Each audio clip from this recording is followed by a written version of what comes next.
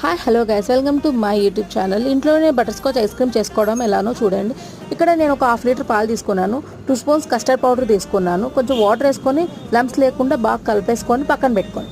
తర్వాత పాలు కాగింటాయి కదా, దాంట్లో ఒక హాఫ్ కప్ చక్కెర వేసుకొని మనం ముందుకు కలిపేసుకొని పెట్టుకున్నాం కదా కస్టర్డ్ పౌడర్, అది కూడా వేసుకోవాలి. లంప్స్ లేకుండా కలిపి వేసుకోండి. బాగా ఒక మిశ్రమం కొంచెం గట్టిపడేంత, మరియు తీర గట్టిపడకూడదు, కొంచెం గట్టిపడేంత కలిపేసుకొని పక్క పెట్టుకోండి. కొంచెం చల్లారనివ్వాలి. ఒక 2 స్పూన్ షుగర్స్ తీసుకోండి. దాంట్లో ఒక 2 డ్రాప్స్ అట్లా వాటర్ వేసుకొని కొంచెం గట్టిపడేంత వరకు కలిపేసుకొని పక్క పెట్టేసుకోండి. అది కొంచెం చల్లారినాక కొంచెం పగల కొట్టేసుకొని పెట్టేసుకోవాలన్నమాట.